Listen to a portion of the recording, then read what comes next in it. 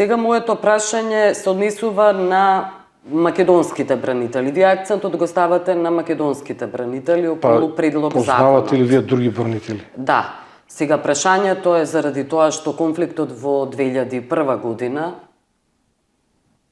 и рамковниот договор препознаваше, подразбираше дека имало бранење на териториите од две страни, од македонска и албанска страна. И вие бевте согласен дека станува збор... сериозно го кажувате. Вие многу пати низ овие децении сте кажале дека помирување со албанците мора да има. Но така и работам активно на тоа. Бранители, да бидам не се бранители, не, албанските вооружени и екстремистички паравојни групации. Да, кои беа дел од законот за амнестија. Така. И рамковниот договор токму во тоа име и беше донесен. Сега, моето прашање е, зошто, ако навистина сакате помирување, не би ги вклучиле и вооружените припадници на ООН? Меѓународното право признава вооружен бунт само доколку условите на живот се неподносливи. Јас ќе ве прашам дали во 2001 година албанците живеат толку неподносливо да мора со оружје да се кренат. Од друга страна, вашите гледачи. Бунтот бил доказ. Поголем доказ. Не е точно. Поголем доказ бил рамковниот договор. Тоа беше добро осмислена, вака сега. Тоа е добро осмислен напад врз државата. Е законот за амнестија. Значи, вие не мора да ги признавате, но законски каде во законот за амнестија се амнестират вооружени екстремисти? Но тие се дел од рамковниот кој ги добиле подоцна правата и законот за амнестија. Тоа се истите оние убици и разбойници според Џорџ Робесон, генералниот секретар на НАТО, зарем не? Тоа беше преквалификувана нивната борба за права. И ќе ви кажам кога. Добро. Тоа се истите оние кои што во комуникето број 4 во неколку други комуникеа го повикаа славо македонскиот окупатор, мислејќи притоа на македонската полиција, да се повлече од вековните албански огништа. Но има ли рамковен договор во Македонија? Имаме, се разбира. Го признавате ли рамковниот договор? Тоа е сурова реалност. Так. Тоа значи дека ги признавате и тие оружени сили кои ги нарекувате разбойници и така натаму. Не, Џорџ Робесон ги нарече, јас ги нарекувам онака како што ги нарекува законот. Припадници на вооружени екстремистички паравојни групации. Така ги нарекува законот. Кои влегоа подоцна, влегоа и во уставот, влегоа и во владата. За жал, да, и во собранието. Па сега велите дека зашто за жал? Велите дека го признавате рамковниот договор. Да, но ние како достоинство покренавме на референдумска иницијатива со 4 прашања, каде што едно од прашањата требаше да биде дали сте за или против ветераните од УЧК да извршуваат јавни функции. Според мене доволно беше амнестијата, а не да му дозволиме да ни влегуваат во собрание и во влада. Но тие се одамна влезани, тие луѓе. Станаа дел од политичките елити од политичките. Јас со некој бив пијам кафе, работам на помирување. Да, но мојот став е не променет. коалиција со ДУИ. И сега верувам дека има некои ветерани од УЧК во оваа коалиција, но мојот став е не променет. Ме разбирате ли? Зашто не излезете воопшто достоинство да одбиете да бидете дел од владата? Затоа што суровата реалност налага во секоја влада да има и ветерани од УЧК.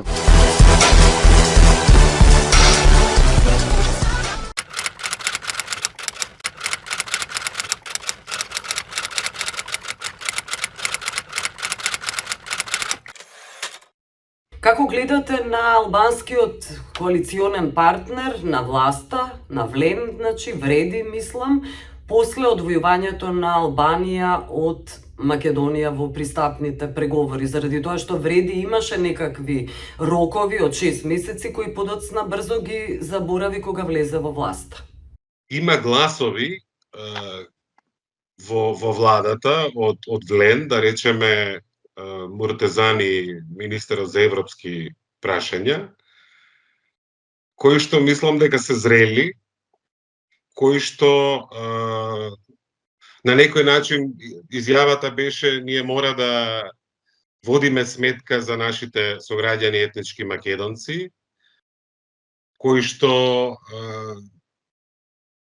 ја дадоа насоката гласајќи на неодамнешните парламентарни избори. Мислам дека повеќе во наративот што се гради во јавноста, овие изјави би било мудро да се поддржуваат, бидејќи ние сме заедно. И во успесите, и во поразите, и во маките, и во радостите сме заедно со нашите сограѓани албанци, како што и тие се заедно со македонците. Дури чекор повеќе, мислам дека треба да не инспирира и да научиме од онаа изјава на Бојко Борисов од Софија, кога се случи, кога дојде веста за ова зелено светло за Албанија, кога рече многу е важно што сите бугарски партии се во консензус и на иста во однос на ова национално прашање за Бугарија. И тоа во случај кога Бугарија не е баш директно погодена, ние сме жртвата од ветото, од овој крајно трагичен однос што го имаме во моментот во македонско-бугарските односи. И сега во таа ситуација мислам дека би било многу здраво малку да се издигнеме од партиските ровови, оние кои што ги водат партиите и луѓето околу нив, да се соочиме со реалноста дека имаме еден чвор кој што е резултат на согласноста на претходната влада, на еден лош предлог, крајно небалансиран, кој што не успеа да испорача тоа што вети дека ќе испорача, а од друга страна не остави заврзани, бидејќи останаа рамките на тој предлог. Да се соочиме со реалноста дека сме во чвор и како нација, како политички елити, нека се обединат во барањето решение, кое што мислам дека треба да даде одговор најмалку на едно многу важно прашање. Бидејќи ние сме земја која што многу пати беше пренесена жедна преку вода од страна на една или друга земја членка на Европската Унија. Мислам дека има консензус дека најнеправеден, најмногу трпи и најголема жртва, иако таа не е улога за гордење, била токму нашата држава во европскиот процес. Земја ветеран кандидат, подпишавме спогодба за стабилизација и асоциација пред Хрватска, земја кандидат 2005, веќе 19 години, кога тргнавме големата блокада со Грција, добивме ветување дека ќе почнеме пристапни преговори, потоа се пресретна Франција, која што овозможи Бугарија толку гордо да го земе факелот на ветото на некој начин. И сега, ако пак правиме чекор и концесии преку уставните амандмани, без притоа да знаеме дека патот натаму е чист, дека нема да има следно вето до година на некое друго прашање, тоа би било крајно неодговорно спрема граѓанството, спрема сопствената држава, па и спрема себе си. И затоа мислам дека мора најрационално, без партиски предрасуди, свесни дека овој процес можно е да почне да станува реален, пред се заради војната во Украина и руската агресија. Сивите зони не се веќе решение за Европската Унија. Ако после ладната војна можела Европа можеби да си дозволи сиви зони, очигледно е дека од денешна перспектива мора да се консолидира територијата на Европската Унија.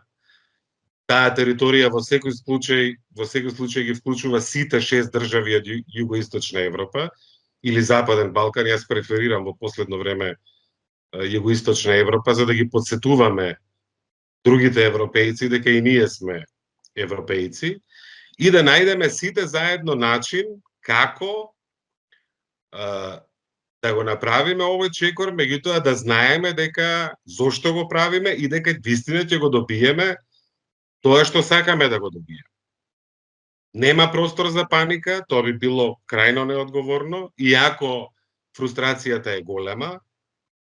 Меѓутоа, јас лично и многу други експерти, како што беа и Гералд Кнаус и Флориан Бибер, уште во јуни-јули 22 година, кога се дебатираше францускиот предлог, и јавно напишавме и во Брисел објавивме дека овој предлог повеќе веројатно е дека ќе направи стагнација дополнителна, ќе ги зголеми фрустрациите и ќе не доведе во ситуација Македонија да биде виновникот за немањето прогрес или за заглавеноста. И ние сме сега токму во оваа ситуација што многумина од нас ја видува уште тогаш, иако нема големо задоволство од сега да се кажува, нели би рековме.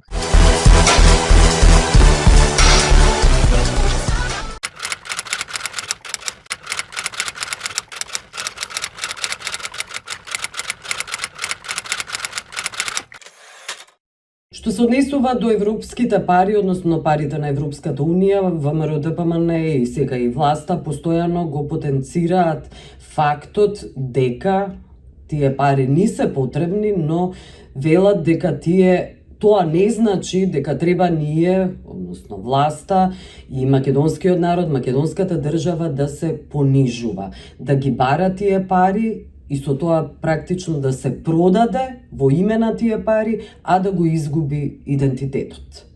Значи, истите тие приказни ги слушавме во времето на Груевски 11 години.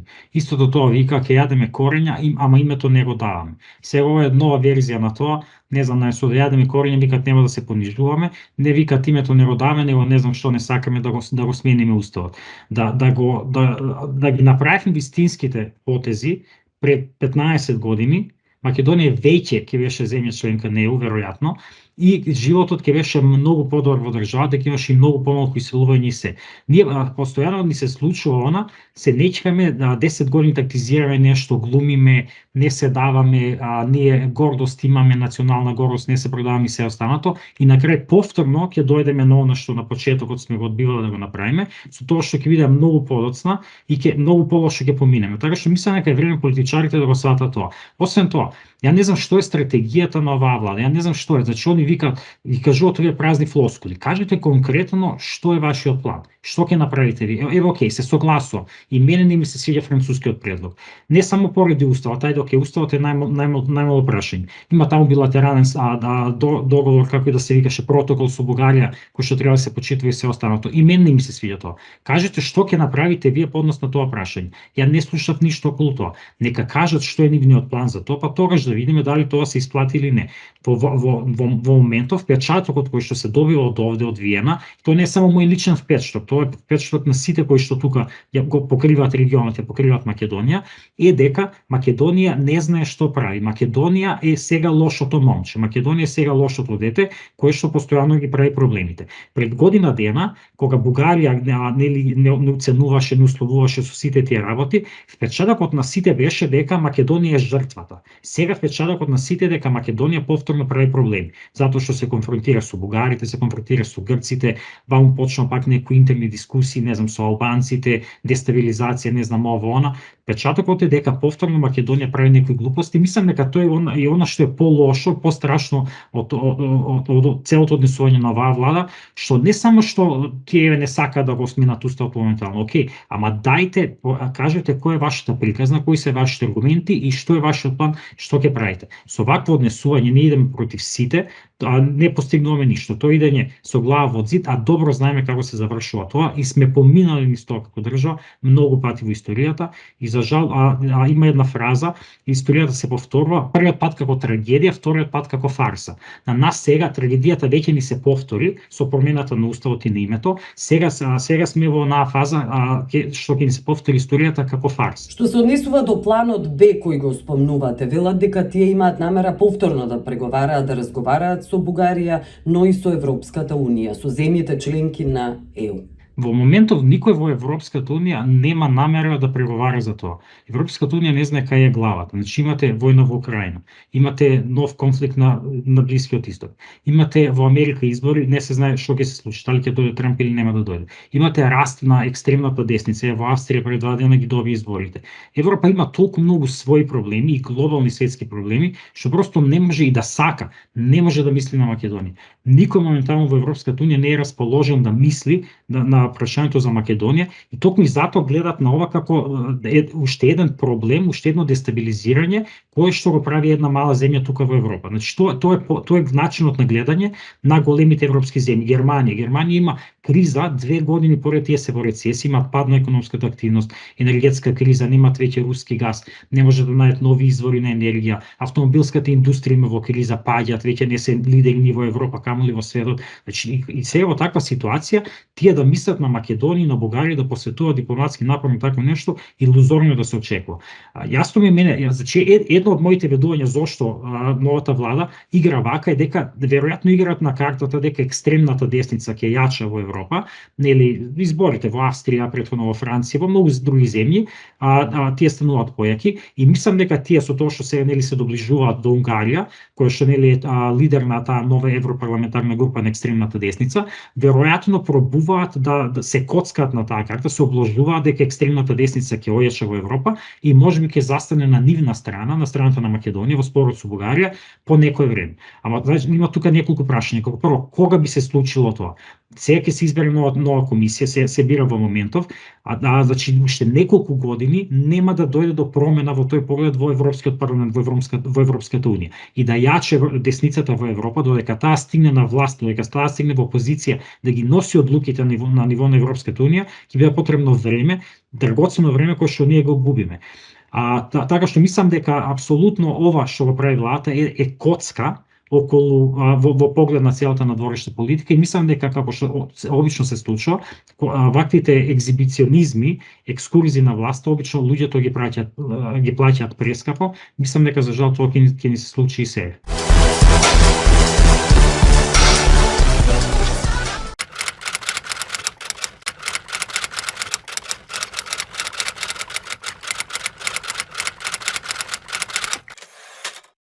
Власта тука вели дека чека нова бугарска влада. Вие дали гледате таму некоја политичка партија која има расположение за да направи некакви отстапки, да биде омекната политичката клима воопшто меѓу двете земји. Познавате добро бугарската сцена, конечно и европската и светската, за да може да коментирате и да донесете некаков став.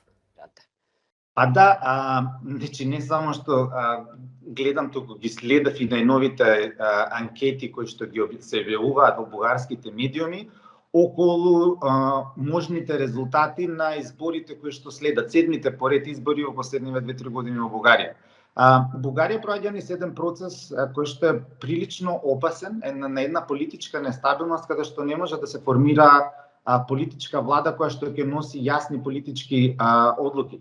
Да не заборавиме, Бугарија е жртвата самата си е жртва на својата политичка нестабилност, односно невлегувањето на Бугарија во еврото и во Шенгенот, иако се тоа политички национални приоритети, е токму заради таа нивна политичка нестабилност. Значи, би било во интерес и на Македонија, пред се на Бугарија, во Бугарија после избори да има една стабилна политичка влада која што ќе носи одлуки во корист на бугарските граѓани.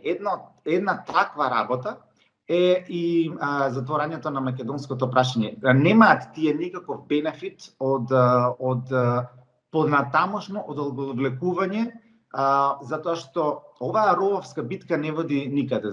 Води само кон зголемување на интересите на други држави, кои што не е сигурно Бугарија, во Македонија. Мислите на Русија, на незиното влијание, на стравувањето за незино влијание?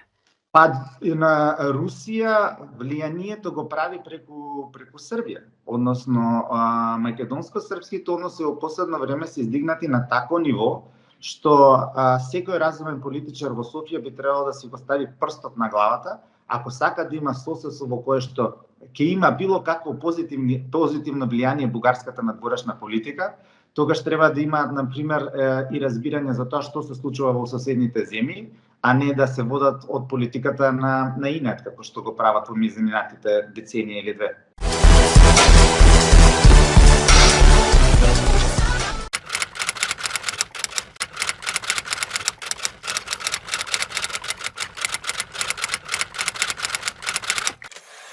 Сега, ова е логично прашање. Имате истраги за ДУИ. Кажете прецизно за што станува збор, за кои истраги? Финансиски криминал. Криминал кој што најчесто бил на штета на буџетот на македонските граѓани. И на штета на албанците, и на штета на македонците, и на штета на србите, властите, сите оние кои што живеат во овие граници, заради тоа што на крајот на денот народот е тој кој што го полни буџетот на државата. И кога безсрамно и незаконито се празни буџетот во интерес на одредени групации, да кажеме, кои што и како биле моќни во минатото, должни сме, како институции кои работат во насока на борба против криминал и корупција, да ги истражиме сите тие постапки. Кои што, да речеме дека не се малку. Видовме фотографија на Артан Груби со еден од тие вандали, насилници кои го палеа знамето. Се води ли истрага против Артан Груби? Факт е дека такви информации се споделија во јавноста, а факт е дека Министерството за внатрешни работи е должно да ги провери сите оние индиции за потенцијална инволвираност на секого во рамки на ваков тип на постапки. Доистои за инцидентите прашувам. Не констатирам, прашувам. Пак ќе одговорам со целна мудрост, пред фактите и боговите молчат.